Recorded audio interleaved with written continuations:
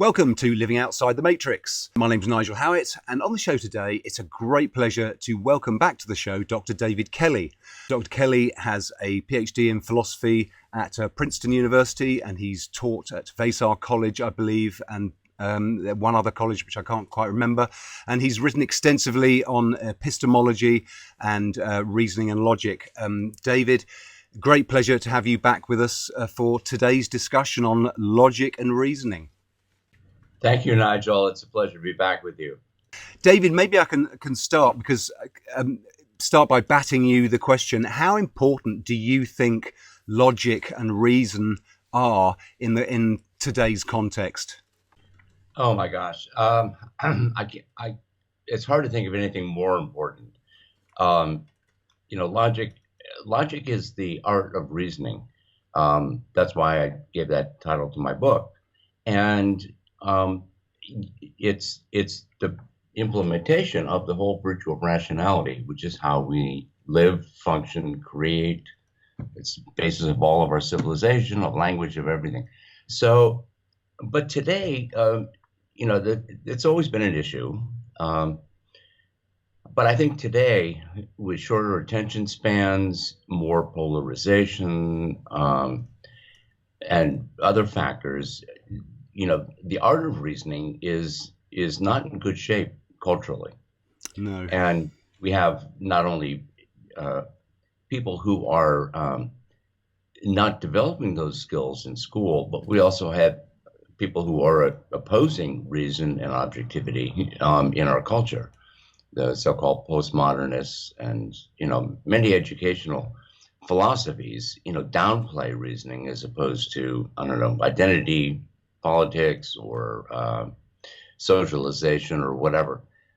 So I think if anything, it's become all the more important. It seems to me that logic is very, very sort of downplayed. I always remember watching Star Trek as a child and seeing, of course, Spock, the cold, clinical, rational Vulcan. He's unhuman and he's rational, and Right. and then we got William Shatner, of course, as Captain James T. Kirk, who's the warm, emotive, representing the human. And I think ever since then, there seems to I've certainly recognised a downplaying of reason and logic, almost dissing it, knocking it, putting it down, and an elevating of the emotional. And one of the things that I like about your approach to your book, and you sort of state fairly early on, is that one of the things that reasoning and thinking isn't is we have to separate it from our feelings, don't we? We have to think, well, this is what I think and this is what I feel. The Dr. Spock figure is fascinating, as you say, but also a little misleading in that it kind of perpetuates the idea that reason and emotion, thinking and feeling, are in some kind of opposition or incompatible. And I absolutely do not think that's true. I think, thinking is in the service of life. And why are we committed to life? We want to live. We want to be happy. We want to flourish. Those are desires or feelings. And all the great things in life, love and success and the passion for a new business, go down the list, they're all emotional rewards for the use of our mind. So there's also more technical or specific psychological evidence that people whose capacity to feel is diminished are not actually as rational as they could be, as they might have been, like from brain damage or whatever. Because one of the things emotions do, the main thing is that they allow us to enjoy the fruits of our rational activity, which is what life is all about. But also, just practicing, we rely on emotions to some extent to bring us to attention of relevant factors in our environment that should be ingredients in our reasoning. So, that psychological evidence is interesting. It's not particularly relevant to the book, but I think I think people, and I think I say this somewhere in the book. And actually, in talking about there's one fallacy called appeal to emotion, and I know I'm thinking of this philosophically. When I wrote that piece of the chapter on fallacies, I wanted to say, there's nothing wrong with making an emotional appeal if it's backed by reason. My example was Martin Luther King's famous "I Have a Dream" speech. Very emotional, very passionate, but behind it, there's a very strong, coherent argument, piece of reasoning. So, but people, on the other hand, having said that's my ideal, this compatibility and harmony between reason and emotion. But there have been many people who don't buy that harmony and say we should go by our feelings.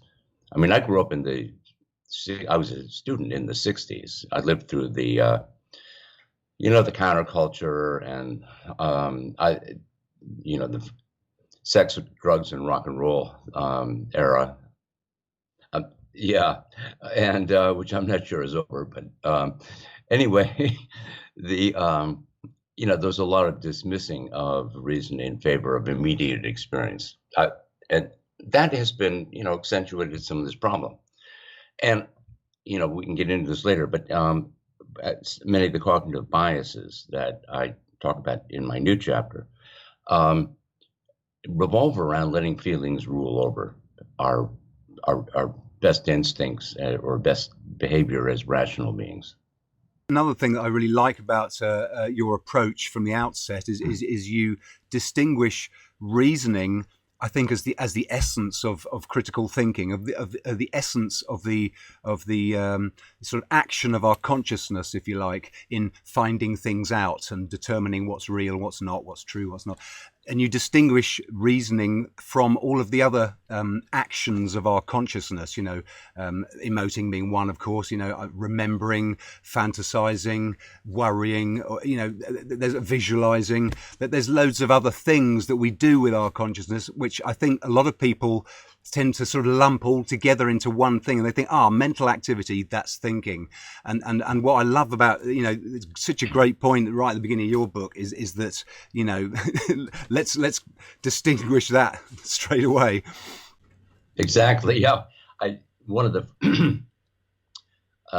something that was in the first edition, which I published in 1988, in the introduction, but it was, I've always liked this and kept it, that if I say a penny for your thoughts, I'm just asking what's on your mind, right? What are you feeling? What are you thinking? But when I say, if I take the word thought and thinking literally, it's purposive. Yeah. We're trying to find something out, and that's not the only thing our minds are for. I mean, imagination, memory, all of those things can be sources of evidence or just worth doing on their own count. But thinking is a definite mental activity, and part of rationality and part of logic is understanding what that is. Yeah, absolutely. And then sort of proceeding to know what you know, why you know it, through this reasoning process. And you sort of present so well, I think, the idea of the rational argument, for the newcomer, for the beginner. Your book is presented as a textbook, and it's fantastic in its layout. I love the way that you approach the concept of an argument. We're not talking about two people disagreeing loudly and throwing things at each other. We were talking about two propositions or more propositions stacking up towards a conclusion, and it's great the way you differentiate between all the other things like descriptions and opinions, narratives, explanations. And I think this is really helpful, and was so helpful. So many people today could benefit from distinguishing the argument, because it kind of relates into your chapter on cognitive biases, which again we'll look into in further detail in a minute, maybe. But it's funny, the idea of confirmation bias, which most people have heard of, the sort of tendency to want to confirm what you already think is real or believe, and so forth. It seems to me that you present the core argument and argument analysis and structure so well that I almost want to underline the point that I think it's the rational argument that needs to be committed to, and I find my own approach, which I think I've arrived to with some thanks to your work, is that whenever I'm looking at any issue, I remind myself that it's the logical argument that is going to persuade me or not. And I suppose, obviously, with cognitive bias, feel free to just comment back on cognitive bias. We're there now anyway. With cognitive bias, it's that tendency. You almost have to be sort of self-aware, don't you? You need self-monitoring circuits on, Yes, so that you're aware of your own process, and you can say, "Hang on, I'm not interested in confirming A, B, and C that I already think. I'm looking for the rational argument." So anyway, going back to the argument thing, it's great the way you present, I think, for the thinker, the truth seeker, anybody trying to have a functional life and learn how to think, the structure of a rational argument. Did you want to comment at all on the argument structure or anything like that? Well, I would say the main chapter and most commonly used chapter in the book, I think, is the argument analysis and evaluation. And there I lay out a way to diagram an argument. Premises with arrows pointing to the conclusion. And in all modesty, I have to say I did not invent that. It's you find it in almost any logic or critical thinking book. There's actually quite a bit of interest in that now, some research on how effective it is. If there's anything unique about my book, I think it's, the right. I think I explained that more clearly and concisely, and maybe with some better examples than some other books. But that's common. But the confirmation bias, to go back to that point that you're talking about, that is, the best known and the really most important by far of the cognitive biases. And it's been known about for centuries. And what it requires, as you say, is a little bit of self-consciousness. That is, psychologists call metacognition, being aware of your own processes and asking questions like, is this really conclusive? Is this argument really conclusive? Are there other arguments I need to consider? And I have to remind myself of this every day, reading liberal, journalism like the Washington Post. When I say, I just skip a story because I think it's dumb or sounding, making all kinds of assumptions or claims. But then I have to catch myself and say, wait a minute. I can't just go by the Wall Street Journal editorial page or objectivist writings or whatever. I probably should read this. And it's a challenge because do you mean to sort of balance things out? Yeah. Yeah. Just to find out, is there another way to look at this issue? Are there, whatever I believe, are there arguments for rival beliefs or contrary beliefs that I should be taking account of? And have I taken account of them? Do I know how to integrate it or deal with it? Sometimes to revise my own views, sometimes just to understand better why I believe what I do. Either way, I gain this. That's one of the great insights of John Stuart Mill's on liberty. He says, if the way to achieve genuine certainty is to confront the arguments against your view. You may, if you're convinced by one or more of those arguments, you may modify your view, and then you'll be more in tune with the truth. That's great. But even if you don't, you'll understand your own case much better. Yes. And I believe that, Yep. all the way down. Absolutely. I mean, that's really helped me. You wrote a little booklet recently called 7 Habits of Highly Objective People, which I really enjoyed.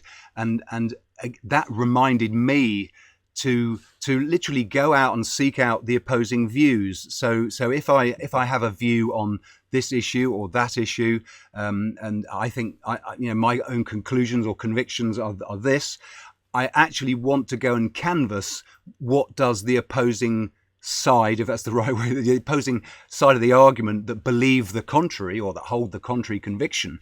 I want to know what their reasons are. I want to know what their arguments are, and I I'm grateful to that little booklet for sort of reminding me so clearly of that, because it, as you said, it really helps. You get a chance to analyze the argument they're presenting, if there is one, and sometimes there isn't. and also, of course, whatever point they're making, as you said, you fire it back at your own side of the argument, if you like, and it's just a great way of getting more robust, isn't it, with your own conclusions, becoming more confident. Exactly. Yeah. There's one of the great exercises that I learned about in reading the research on cognitive bias is something called the pre-mortem. It pertains mostly to decisions, but it could apply to thinking also. What you do is, take the decision case where you got to make a plan or a project, and you anticipate, what it's going to take, what are the steps, and you estimate how long it's going to take, how hard it's going to be, and when you'll get it all done. Okay, and these projections are rarely anywhere near accurate. It's like business plans, for new companies rarely last beyond the first half year. So one psychologist, I mentioned his name in the book, said, do a pre-mortem. Put yourself in thought. 1 year from now, the plan has failed. Why did it fail? And it just orients you to all the factors you might not have considered. Well, you can do the same thing with your beliefs and convictions. Imagine yourself, a year from now, say, I think I can say this would be quite different from your view, as a dedicated socialist. All right. How did you get there? What did you learn about the reasons? Right now, I assume you're not a socialist, and it's not going to change your mind necessarily, but it's a thought experiment to say, what might I have overlooked? And if I can identify something, then I'll stop overlooking it. I'll look at it now. So we overlooked the concept of let's look at the concept of logical fallacies. Which again, you rightly dedicate some chapter to, and it seems again another really important part of sort of general education. I would advocate, but maybe I'm a bit of a thinking geek, if you like. But in order to better sharpen our thinking skills, you present a great spectrum of these logical fallacies. How would you say they are? They're sort of they're pseudo arguments, aren't they? They look convincing on the outside, and yet you find that ultimately they're hollow. Or maybe obviously, most people don't. They swallow them whole, and they assume the conclusion in error. What are the sort of most basic of logical fallacies? What are the sort of traps that people can fall into? I would say one of the most common that I see is ad hominem arguments, where I'm dealing with someone's argument or position, and I instead of just focusing on the argument's pro or con position, I focus on the person, the character or personality or previous actions of that person, in order to discredit his credibility as an arguer. We see this constantly in political debates, particularly in a form that's called a particular form of ad hominem called tu quoque, a Latin phrase that means you too, you also. So some government official comes out for a certain policy, or expresses an opinion about some issue, and his opponent will say, well, wait a minute, 2 years ago you were saying the opposite, or 2 years ago you were getting contributions from someone who, which would be inconsistent with what you're saying now. This happens so often. Um, and, you can kind of understand it because we do expect integrity from people. And when we see hypocrisy, we naturally want to call it out. But logically, you could be the worst person in the world. You could be the most inconsistent politician or thinker or whatever. But if you have a position and you've offered a reason for it, that's all that matters. If I have to deal with your reason. And if I don't accept what you say, I have to have my own reasons. Why not?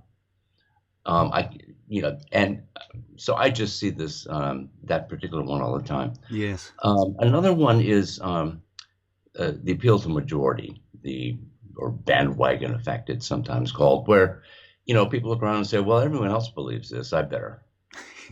and it takes subtle forms. Like, how many times have we heard I don't know, in the US anyway, we hear all the time, oh, we should have Medicare for all, or, national health insurance.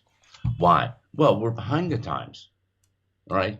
All of Europe, developed countries in Asia, Japan, and elsewhere have the system. What's wrong with us? Well, the fact that they have it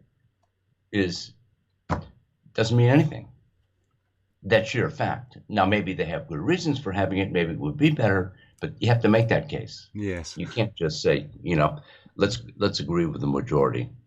And there a lot of polarization that we see today, especially in the U.S. under, with all the hoopla of recent elections and President Trump, is that people are becoming tribal. They're identifying with people who share some basic premises, and they just start buying into everything else that group or its leaders say. And so there's awful lot of groupthink that I see. And again, if people would only look for the logical argument instead of what everybody else is saying, they could easily find, the truth or the facts. They could make a reasoned judgment on the facts if they looked for them. Yes, it is quite worrying, isn't it? Seeing the extent to which I see here in the UK, people tend to just sort of look left and right and think, well, everyone else is doing this, so I'm okay. It seems very reasonable if you in the context of our evolutionary past, perhaps, where we had no information, no internet, no libraries, books. The past is a long way back, and if you lived in a small tribe or a village, you were probably better off following what everybody else did. I mean, that would have been a very reasonable, rational, dare I say, survival instinct in that context. But but clearly not in today's context. The context has shifted, hasn't it? And it seems that people haven't really caught up with that. Oh, I think that's true. I mean, we have to take account of the fact that human beings evolved, and we evolved as social animals. But what civilization has done is vastly expanded the links and relationships we have worldwide now, potentially, with for people to engage in trade or communication, debate, discussion. And we also have the development of researchers, science, data gathering. I mean, there's so much to go on to make up your own mind, and so many variations in the people that you have potential contact with and might learn from. Or even if you are a total conformist, I mean, who are you going to conform with, right? When you're dealing with thousands of people There's worldwide. Too much choice. Right. Yeah. So it's interesting, isn't it? I mean, as you say, today there is so much out there. All of the information, arguably, is available on the internet. Obviously, there's a lot of dross on the internet. There's a lot of distraction. There's all sorts of rubbish out there, but there's an awful lot of good information which needs to be sifted through, you could argue, in order to discern its truth or falsehood, because, of course, information can be true or false. And it seems to me, though, that the central issue there, we're talking about this logical fallacy of groupthink. It seems to me that most people, is it a lack of wanting to put in the effort to do their own homework, if you like, and work through all the information and work out what's true? Is it just an effort thing, or do you think people probably, obviously education and its dumbing down over the decades hasn't left most school leavers with a good set of cognitive skills? Do people simply not have the ability to stand on their own intellectual feet, do you think, and say, do you know what, I can see that, I'm going to join all the dots, that's what I think, that's my conclusion. Do you think it's a lack of skills and abilities, or simply the lack of inclination, or maybe it's some mixture? I don't know. What do you think is the cause? I think it's both, definitely. Thinking takes effort, and you're the only one who can make that effort in your own mind. So you have to do that. You have to be interested in it, and you have to be willing to rely on your own cognitive processes and the conclusions you reach. Not to the extent of just ignoring what anyone else says, because you might learn, most of what we know, we learned directly or indirectly from other people. Which brings me to the other point, the skill point. You're right about the abundance of information that's out there, and we're all responsible for connecting the dots, but there are trillions and trillions of dots out there, and no one can know all of them. No. So you've got to find filters. You've got to find exercise some judgment on whom you're going to trust or what source. And one of the things that the internet has done is to weaken the traditional filters, like the major media or the major, broadcast stations, because now we have ideas. Anyone can put their ideas online, and there's no. One of the reasons I don't spend a lot of time on social media is that it's really not edited, and so I could evaluate a lot of what I see on its own terms, but factual stuff or claims, I want to be able to trust. I've got to trust someone. I trust my doctor. I chose my doctor because he had a good record, and I liked him. The relationship was good, so I trust him. I don't know anything about how the liver works or what the proper blood pressure is. I trust him to tell me and fix that. And similarly, across a wide range of experts we rely on. The problem is that expertise has been diminished. Now, I don't believe in appeal to authority is another fallacy, but it's really appeal to unqualified authorities. Right. That is, we all have to make a judgment about what information sources we can trust. True. Because we can't go everywhere in the world to examine every war or conflict or whatever. No. I definitely defer to the authority of my local garage mechanic. He's excellent, and I don't need to worry about what goes wrong with my car. That's a big weight off my mind. He's great. I trust him. He's eminently trustworthy. He's very knowledgeable, and it's great. It's a good example of deferring to authority. But I think it's interesting because there's a lot of, you say expertise has been diminished, and maybe you're right. I'm not arguing against that, but sometimes a lack of qualifications can give a fresh, new, unbiased, uncognitively biased approach to a subject. And you might find somebody with no qualifications writing about a topic that they've approached from not having gone through the traditional schooling, shall we say, or the course, the training.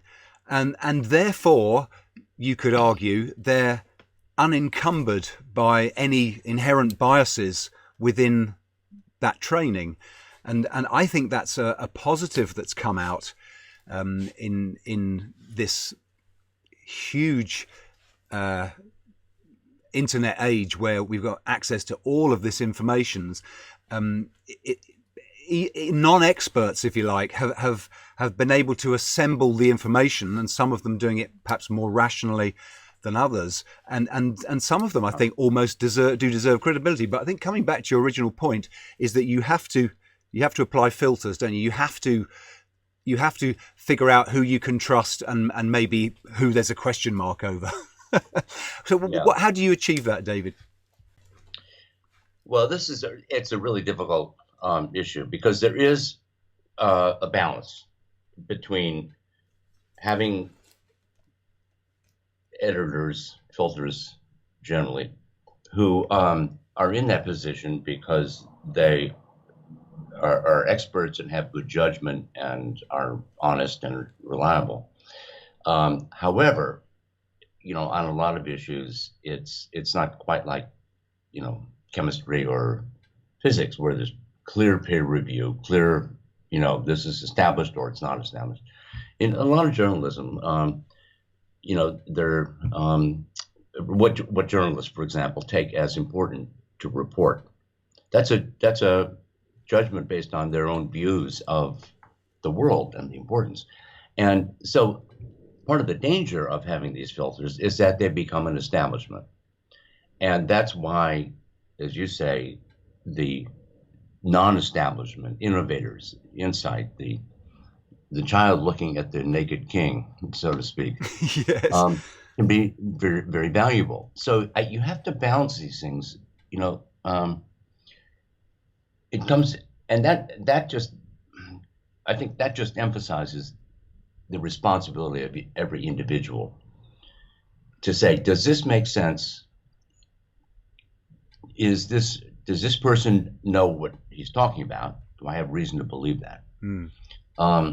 And do I have reason to think that they're honest and credible? Those are the two marks: genuine knowledge and honesty, or absolutely. fairness.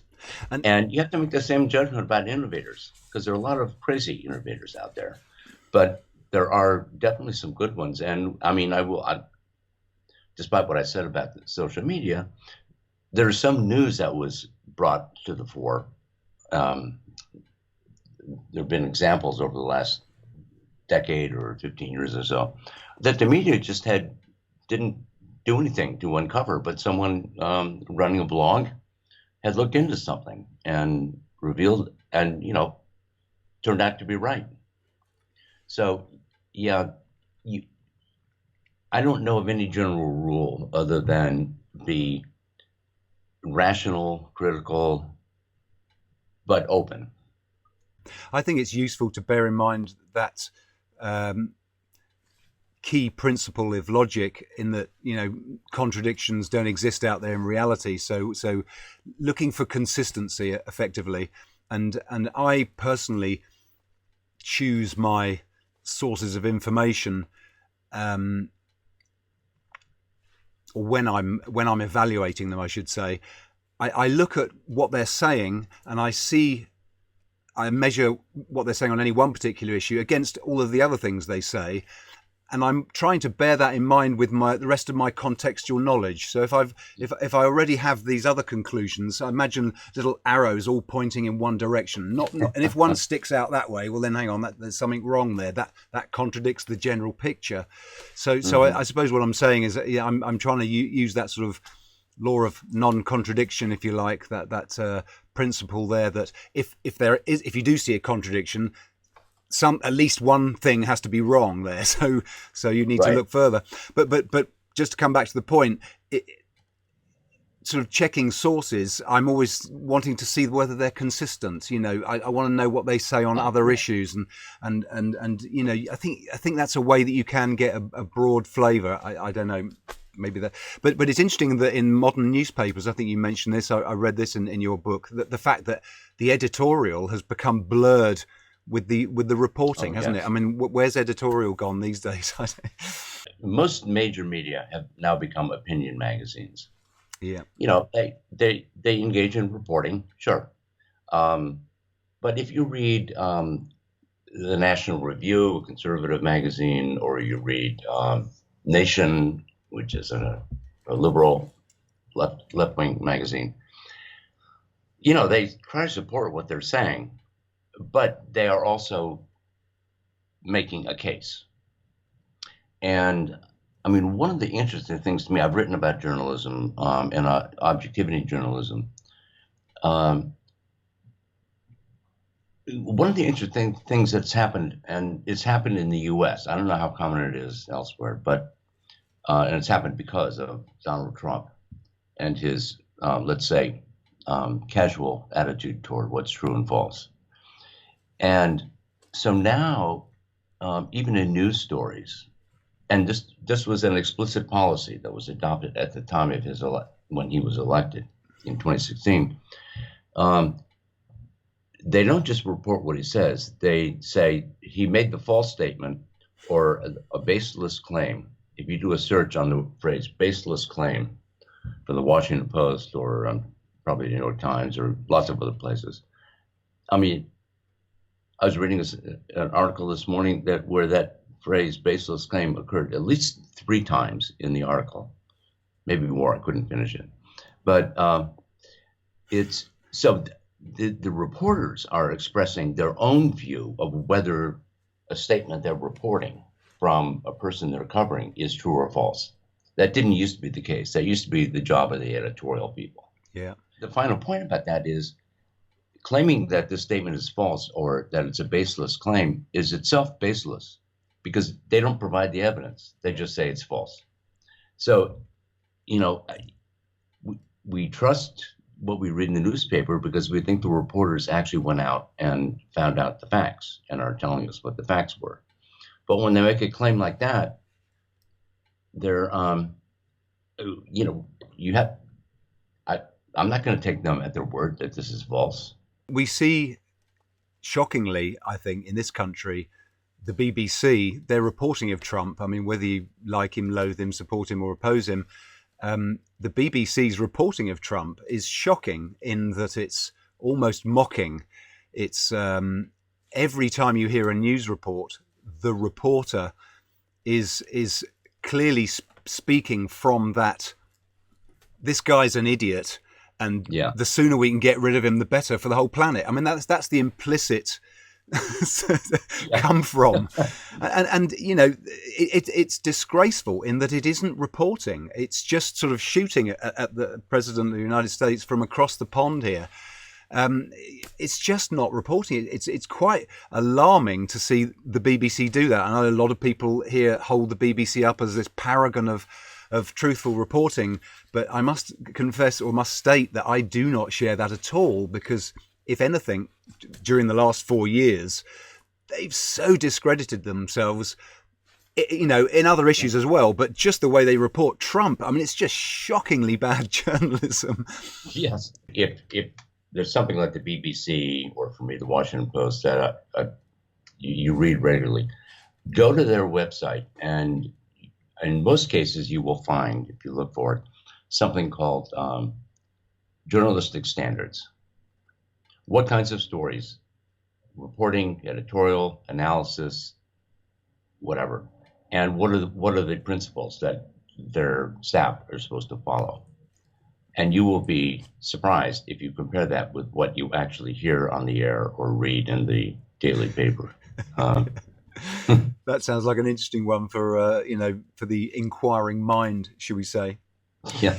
Yeah. So just coming back to your book again, it's got a great layout. It's like three sections, and we sort of discussed broadly what the first section covers, although we haven't mentioned really the importance of language. That's something I did.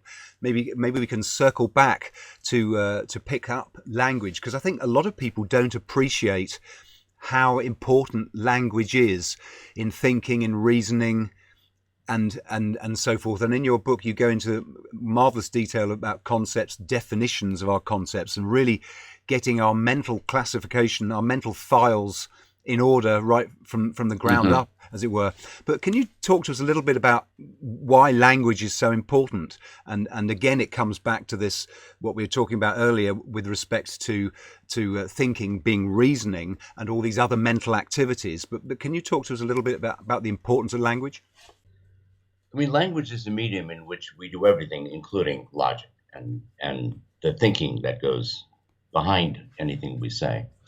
But the language reflects our ability to form concepts. And I've always thought that being able to understand what a concept is, most logic deals with propositions like X is P or a dog is an animal. And then, you have lots of exercises about valid and invalid arguments involving those propositions. But those propositions are made up of words which reflect concepts. And our concepts are not, they're organized in hierarchies. Dogs are one species of animal. Animals are one species of living thing. If you understand those hierarchical structures, logic becomes a lot easier, because you can say, to take the classic example of a syllogism, all men are mortal, Socrates is a man. Okay? So, well, if all men have this property of being mortal, and Socrates is one of them, applies to him too.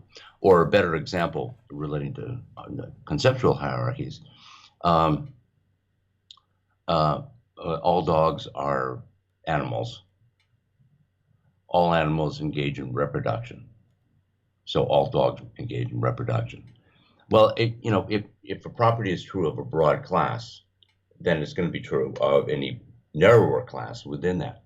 But unless you understand the relationship between narrower, specific, like species terms, and broader concepts, you're going to be at a loss. On top, and that's only the basis. Understanding how we put those together into sentences. I have a section, used to be a separate chapter, just on statements and what you mean in combining concepts into just simple statements. We haven't even gotten to arguments yet. But if you understand that some things about grammar, for example, let me give you an example. One of the examples from the book about restrictive and unrestrictive clauses. That's something everyone used to learn in 8th grade or middle school grammar. The Japanese who eat lots of fish have fewer heart attacks. Well, if there's a comma after the Japanese, meaning Japanese, all of whom eat lots of fish, have fewer heart attacks. Or if you don't have the comma, those Japanese who eat lots of fish have fewer heart attacks. Not necessarily all Japanese. I mean, if you can't see the difference between those two statements, you're going to be crippled in trying to understand how logic applies to anything you might read. Yeah. But one of the things, and I'll just make a general point about philosophers. Most logic courses are taught by philosophers, and most philosophers, and also most textbooks are written by philosophy teachers. So, but philosophers have kind of downplayed the whole issue of understanding concepts. Throughout much of the 20th century, they thought that's a psychological issue. We're just concerned with, logical inferences involving whole propositions. And I never believed that. And there's an older Aristotelian tradition that says you have to start with concepts. And my co-author, Debbie Hutchins, who came on board for this new edition, who's also, she's a skilled professional logician, longtime teacher of logic, all the mathematical forms of logic. But that part of the book when she read it before she decided to, join forces for this edition. She said that was really striking, and she could see how her students actually had reasoning problems because they didn't understand concepts. Right. So I think that's really important. Almost every logic book has some chapter on language, but Yeah. they all seem to be really scattered and unhelpful. Yeah. So, No, I mean, I think the way you present it, or way you both present it, I should say, is excellent. The structure, the way the student, the way I as a student was led through the process was wonderful. And another thing that's just relevant to mention here as well, I really like the way you structure chapters. In the beginning, you set out what we're going to look at, and then you present it, and then there are really useful exercises all the way through, and then there's a good summary at the end as well. So it's really well structured. You can't escape learning the purpose of that chapter, which is brilliant. I mean, that's really what the whole point is. well, thank you. But yeah, just to come back to language, I've found also that in my own journey of trying to learn to think, which your book has helped enormously in, I've found that being explicit, using language, even if I'm talking to myself, whether I'm in the car or in the shower or anywhere, going out for a walk, if I get explicit, and of course you can get explicit by talking in your own head, but I think it's a lot harder. I've tried it and it just doesn't work. If I speak out loud and pretend almost that I'm speaking to somebody else, or maybe even a group, I pretend I'm speaking to a group, you're even more on the spot. So I feel like I'm even more, I need to know what I'm talking about here. So I'm sort of pasting my thoughts out there outside my head in a way that enables me to think, oh, hang on, because if you does that make sense? Because of course, if you do just say something and then you've heard yourself and you think, hang on, that's a load of nonsense. I didn't mean that. And that's the sort of job done, isn't it? That then you've thought you understood something, and you can then go back and you've got some insight as to where you might need to revise your understanding. And I think language is so helpful there in getting everything outside of my head, as it were. Well, it's true. It's language is a means of cognition, but also of communication. And they work together, as you're saying, because the communicative function can actually help the cognitive, give you a clearer understanding of what you do and don't know. When I started teaching, and I've heard this same thing from many teachers, I thought I knew. I was assigned a topic, say ancient Greek philosophy, ancient philosophy. Well, I thought I was pretty good at it. And then I had to explain it to 18-year-olds. And suddenly I thought, whoa, how well do I actually understand this? I had to go back and do a lot more preparation and reading and thinking. So, yeah, I take your points. Good. Yeah. It's interesting, isn't it? Because a lot of people, I hear very often anyway, people say, I know what I mean, but I can't explain it, but I know what I mean. And it's funny that now I've come to the understanding that in actual fact, they don't know what they mean, because I remember not knowing what I meant, when I thought that I knew what I meant, if you see what I mean. Yeah. Yeah. No, it's language is crucial, isn't it? But so just moving on then to the other sections of your book, you go into sort of deductive logic, and then in the middle section, and then inductive logic for the last section, and previously in the first section you've differentiated obviously between the two forms of inference, deductive and inductive. Maybe you can summarize that for any listeners who don't know the difference between inductive and deductive. Oh yeah, briefly. Deduction is a form of argument in which if the premises are true, the conclusion has to be true as well. There's no gap between the premises and the conclusion. The conclusion just draws out what's already, in a sense, implicit in the premises. Like my example before, all men are mortal, Socrates is a man, Socrates is mortal. If you accept the two premises, all men are mortal and Socrates is a man, you can't deny the conclusion. Yeah. You can't say he's immortal without contradicting yourself. So That's the mark of a deductive argument. And they tend to take various forms. Whereas an inductive argument, the paradigm case would be a generalization. You observe a phenomenon in nature. Uh, uh, you see plants growing, the plants in your yard or neighborhood or whatever. They're growing in shade. So you generalize this type of flower is shade loving. Okay. Now you haven't seen every instance of that flower. You couldn't. It's all over the world, or at least all over a broad area. But you generalize anyway because you assume that there's something common to all the cases of this. But there could be exceptions. The famous example is the statement, all swans are white. Most of us in the Northern Hemisphere, could get right behind that. But there actually is a black swan. There are black swans. Yeah.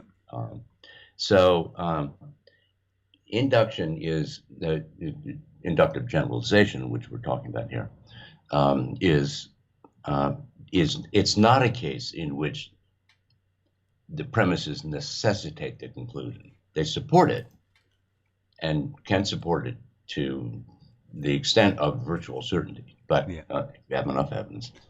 Another form of induction is statistical reasoning of the kind that social scientists use.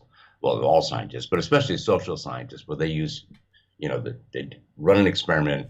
One population gets the treatment, the other gets the placebo or, not the treatment. And they look for differences in the variable that they're considering. Mm-hmm. Arguments by analogy are also inductive because we see a similarity between things, that they have properties in common, A, B, and C. And the one we know better has a further property D. So we think that the other one must have property D as well. Okay, so that's using sort of the analogy to sort of illustrate the point, but then don't use it as a sort of a reasoning tool to conclude that the other thing is true. It's a sort of it's an aid to picturing. Is that what it, rather than it doesn't have any logical, doesn't give any logical support? Am I right in understanding that? Well, it can give logical support. Analogies that are used for description, for explanation, but they can be used in argument. Suppose I work for a company and I'm hiring someone for a position. Okay. Well, this person has a degree from MIT. This person has worked in the business before, and this person is outgoing. Okay. Well, the last person in that position was also an MIT grad, had experience and was outgoing, and he did a great job. He just moved on. So maybe this guy will also do a great job. The great job being the inference here. Mm-hmm. I predict that he will do a good job because I know a prior case that was very similar. Yeah, where the guy did or the woman did a very good job. Yeah. So that kind of that's kind of like a generalizational. It's a shortcut. We're just comparing one instance to another. Yeah. But there could be loads of other things that account for the doing a good job thing, couldn't there? That are not being appreciated. There's a big assumption, isn't there? There is an assumption, yes, and so that's what makes this an inductive argument. The premises about the traits don't guarantee the conclusion is going to be true. Yeah. They provide evidence, some evidence better than nothing.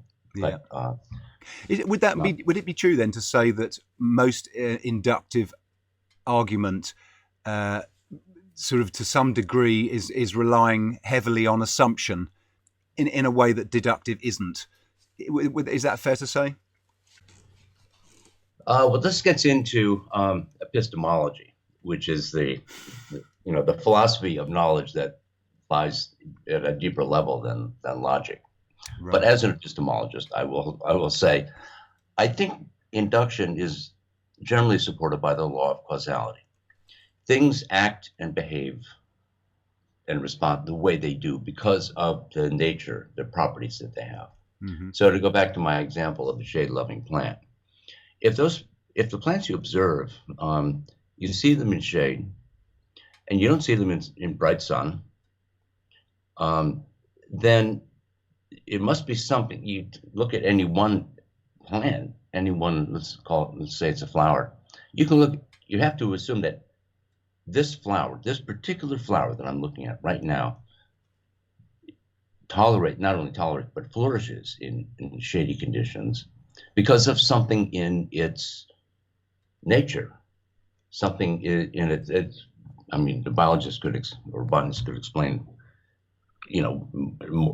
better than I could what it might be. But say it gets all the photosynthesis it needs, even in shade, without having its leaves burned by bright sun, and it can draw nutrients out of the soil with the energy that it gets from photosynthesis. Fine, okay.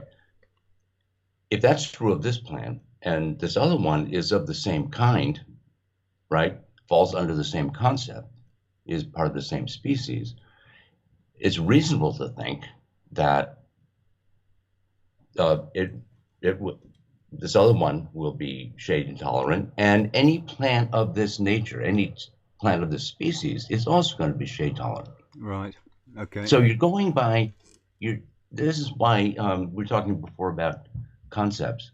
They help not only in understanding deductive arguments, but inductive ones. Because when we generalize, we're generalizing about a category of things, right? Mm-hmm. And we're generalizing that they have a certain property. We're doing that by observing only a selection, but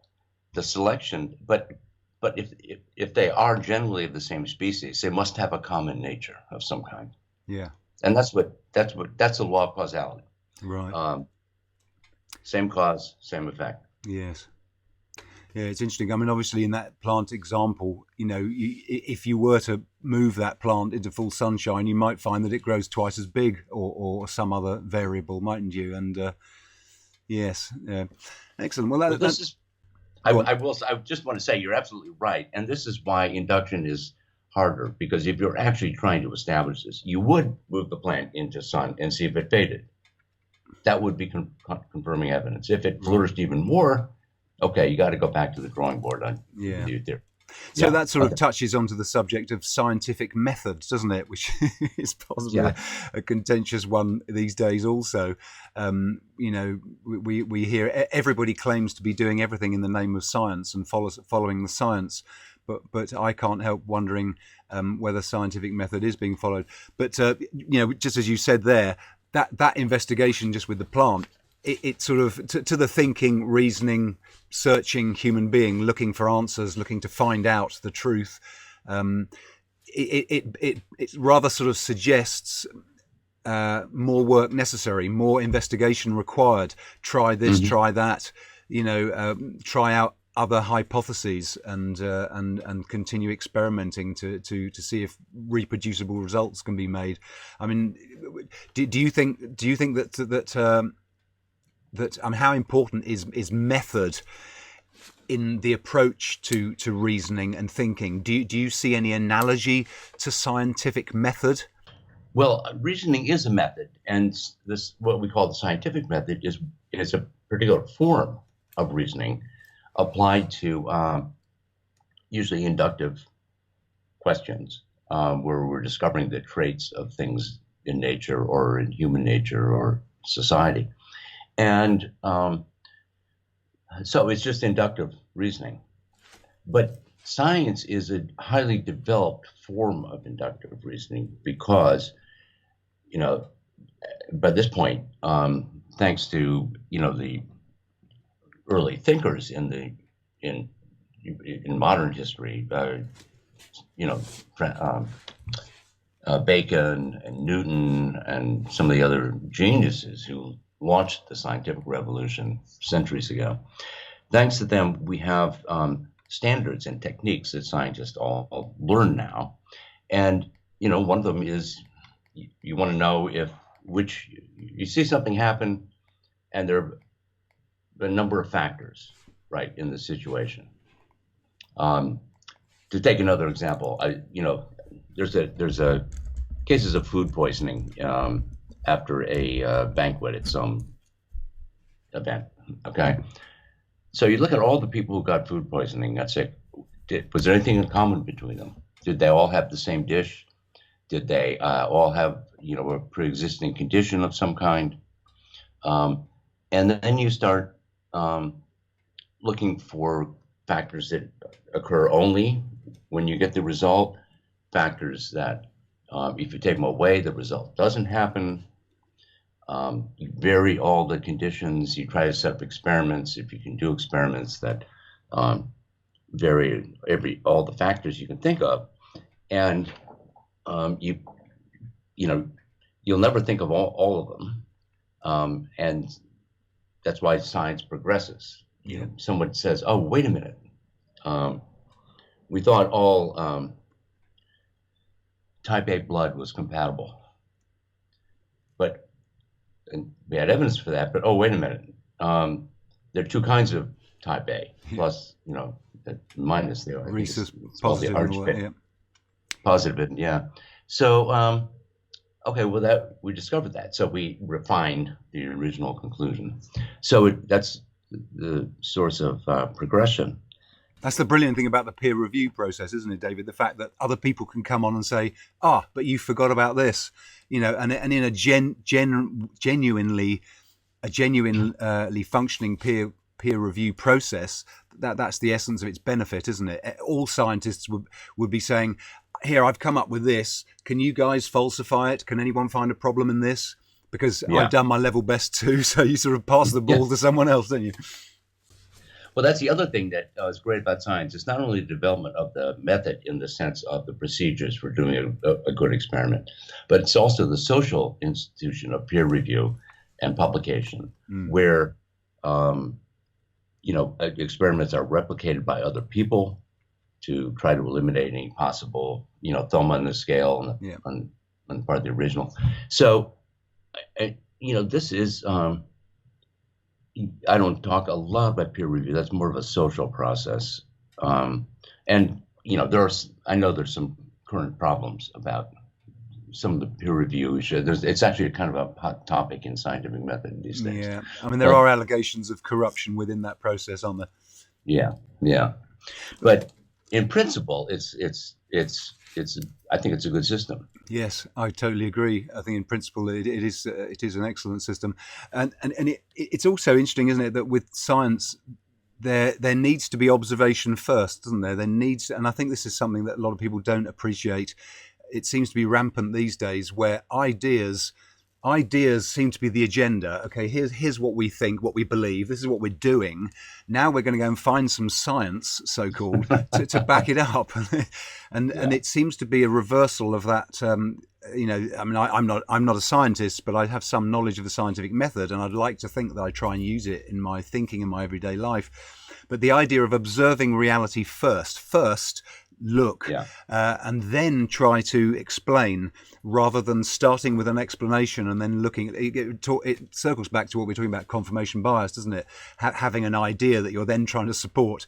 But science should be just looking and observing a phenomena and, noting this, that, and everything you can about it, and then coming up with a hypothesis or a theory or an explanation. And et cetera, and trying various experiments, trying to repeat it, isolating variables, et cetera. Well, I agree, except with one maybe qualification that, I mean, ultimately it comes back to the facts, what you observe in reality. That's a basis if we're going to be objective. But within a developed science where there's a lot of accumulated knowledge already, you can come up with a thesis and then just you use your imagination. Why does this happen? Maybe it's because, I come up with a hypothesis. Then I go look to see whether I can confirm that. I test that hypothesis against the facts. So the direction can be both ways: observing the facts, drawing a conclusion, or starting with a hypothesis, looking at the facts to confirm or disconfirm it. Okay, that's a good point. But you mentioned science, just one point. Over the since the pandemic began last March, This has become a mantra. Trust the science. Trust the science. Well, unfortunately, the science is constantly in development and evolution. The science of the virus and the conditions and effects, just all the medical sides of it. But the social policy of lockdowns, restrictions, social distancing, that's not science. And even if we do have some empirical evidence about what works and what doesn't, at the end of the day, you're still making a choice between protecting yourself against the disease based on our best knowledge of the disease, and continuing life, continuing to produce, earn a living, going about your daily business and not suffering all the economic and other personal consequences of a lockdown. That's not an issue of science. That's an issue of your value judgments.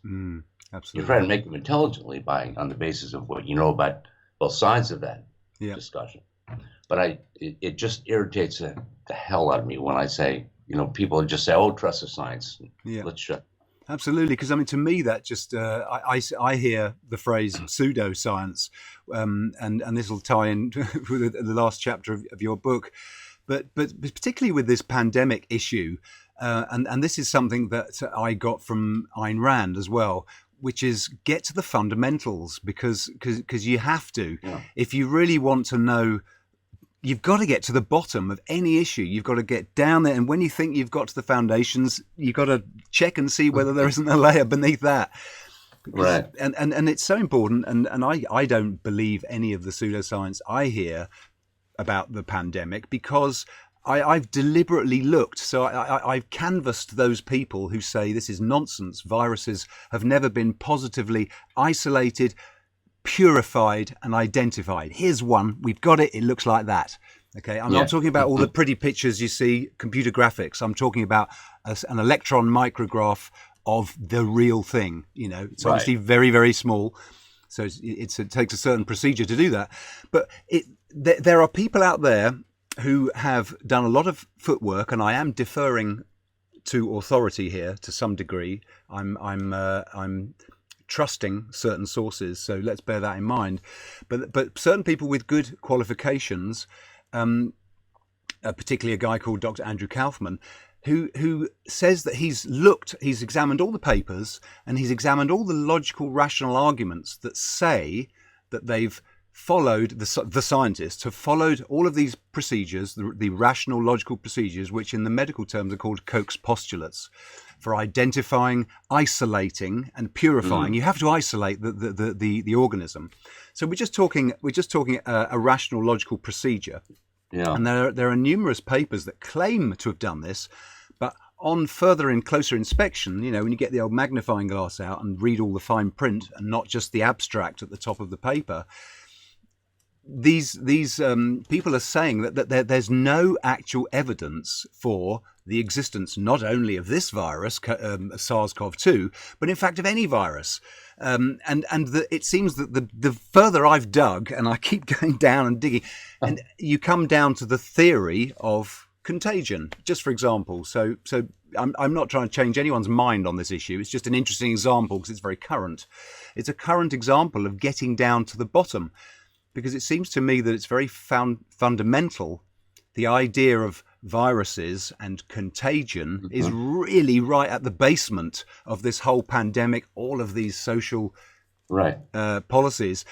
And it seems to me that the scientists aren't being very scientific, because none of them, I can't see anyone, apart from these alternative people, these people outside of the mainstream media, there's nobody in the mainstream who's prepared to look at the fundamentals. And to me, that seems quite unscientific. It's as though they're all assumed. It's like we're all on the coattails of this assumption. So So coming back to pseudoscience, I wanted to tie that in. And I know you've got a lot to say about pseudoscience because you've written about it, and how to. Perhaps you can come back here with your views on the whole thing. I'll feel free to comment on anything I've just said there, but also tying it in with your what you say in the book about explanation and pseudoscience. Let me back the ball to you because I've waffled on for long enough. Well, I just on the virus issue, I have not looked at the original research. No, I neither have I. assume that when scientists say we have sequenced the genome, we've done that. I mean, there's so much evidence that has secondhand that I as a layperson have read about it. It would take a vast conspiracy if that was all make believe on the part of thousands and thousands of scientists. What if they're wrong, though? What if it's error rather than conspiracy? Because I take your point. I mean, that is a good point. And when we look at something else in the book, you mentioned the flat Earth conspiracy, and it's an excellent example of how so many valid theories and so many sciences, so much vast knowledge would have to be thrown out of the window in order to accommodate the new idea.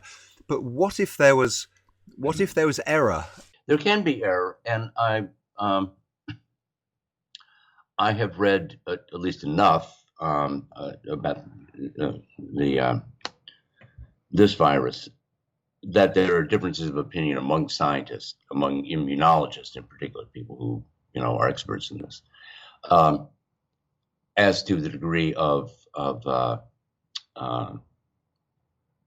likelihood of infection, the contagiousness, the effects on the body. I mean, I think in many ways, scientists, they've only had 10 months to deal with this thing, maybe 11, 12 if you consider the Chinese. But,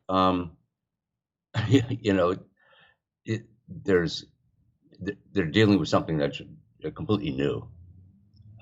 Viruses are not new, or the idea that there are viruses. So, I mean, to be honest, I don't know enough to analyze this idea that that there's a conspiracy or an error. But you go into your book that the importance of explanation, and that explanation requires certain criteria. I can't remember off the top of my head what the criteria are. Perhaps you can fill us in there. But the how do you distinguish a credible explanation? What makes for a credible explanation? There are two types of criteria. One has to do, you have a hypothesis, you have something, the explanandum, or the thing you want to explain, something you've observed. There's no question it's real, but your question is, why does it happen, or where did it come from? And that's, you introduce a hypothesis, and the hypothesis provides at least a putative explanation of your question. Mm-hmm. But to do that, a hypothesis has to meet certain conditions in relationship to what it purports to explain. The standards that I talk about in the book are that it has to be there has to be a strong logical connection between a hypothesis and the conclusion. It has to be informative. The old joke, why did the chicken cross the road? To get to the other side. That doesn't explain anything. It just repeats what it is what you're trying to explain. And a hypothesis should explain all the essential aspects of the explanandum. So let's see if I can generate an example out of my head. One example is exercises in the book. I remember reading somewhere that someone said the reason that married people often wear a ring on their left fourth finger, is that going back to, I don't know, ancient times, Romans or something, it was believed that had, there was a vein that connected that finger directly with the heart. Okay. Well, that might explain, if it were true, which it isn't, but if it were true, it would explain part of it, but what it doesn't explain is why the left hand, not the right hand, right? So to be adequate, in other words, an explanation has to provide a genuine explanation, not circular, has to be informative, and it has to be explain all the relevant aspects of the thing you're trying to explain. Mm-hmm. But then you have to test whether the hypothesis is actually true. And you do that by deriving further consequences. And that's what virtually all scientific experiment is. We have an hypothesis that would explain, for example, COVID, an instance of COVID in say, elderly people. Okay. Well, we can't actually run experiments by giving more elderly people COVID. So this may not be a good example, but we look for this has to be observational. We look for evidence that younger people are less subject to it or have much less severe symptoms. Okay, that strengthens the point that mm-hmm. age is a significant factor for the severity of this disease. It's also hypotheses have to be broadly consistent with the wider context of our knowledge. And this is a big problem with pseudoscience. Yeah. Again, the flat Earth example is, I mean, it's wild. When my co-author Debbie suggested it, I said, no one believes that. And she said, oh, yes, they do. It's growing. I said, oh, my God. She actually went to a Flat Earth Society meeting just to gather research. And, you know, we have a well-developed scientific a theory of the solar system from astronomers who have made untold numbers of observations. We've launched satellites, we've launched manned missions to the moon, and you have to reject all of that in order to believe that the Earth is flat. Yeah. But also simple things like trajectory and Coriolis effect and the way the weather works. And I mean, the list goes on and on. It's about as long as your arm, isn't it? The things that you would have to reject. Yeah, sorry. Right. Or provide ad hoc explanations or ways around. Yeah. And that's the other thing. That's another standard. When you see someone defending a hypothesis in the face of what seems like contrary evidence and defending it by inventing, oh, well, this is the case. Okay. This other thing is happening.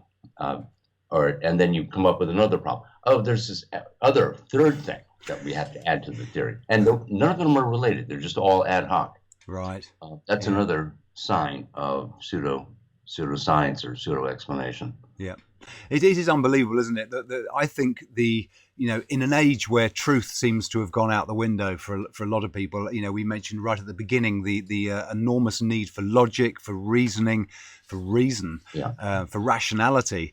If mankind is to have any, pleasant, peaceful, productive, and comfortable, wealthy future. But it seems to me that truth has really, really sort of it's disvalued. Most people don't seem to think it's important anymore, and it seems that this flat Earth idea that it seems to be the epitome of it, isn't it? It really seems to be. I see it as quite tragic, really, that in the name of some people, in the name of wanting to be questioning, because there's a little bit of positive in there. People are prepared to step outside the box. You could say, well, they're thinking outside the box. But they're thinking outside the box, but they're not following any rational argument, are they? They're not following any of the principles and the method that you write so clearly about in your book. And it almost, it seems beyond belief to me that people can seriously encompass the idea that the Earth is flat. But... Well, this is one of the things, interesting to me anyway, psychological aspects of this is that people, there are people who believe in all kinds of things and don't even try to support them. They just, I believe it. Yeah. Right? People who buy into pseudoscientific theories want to be seen as claimed this is good science. We're using the scientific method here. Yeah. So they're And implicitly giving value to scientific method, aren't they? right, yeah, it's like um, they don't want to abandon science, but they want to hijack it for some theory that they've got to be attracted to for some other reason. And some of these pseudoscience theories are so complicated. You think the intelligence that went into constructing this bizarre ad hoc theory out of whole cloth, if you had only applied it to reality and to doing real science, you know, why wouldn't that be even more satisfying? Yeah. It's a little like what I kind of by analogy. You think of some enormous fraud or a bank robbery jobs that involve months of planning and a lot of intelligence and knowledge of technology and plans about the bank building and how to drill into a vault and where you're going to broker the money after you get it. And you think these are not stupid people in terms of raw intelligence. Why don't they apply that to making honest money? They'd probably do great. Yeah. But there's something about getting away with something, taking the standards that normal people go by and claiming that, using them in a bent way. Let's put it that way. Yeah. So, anyway.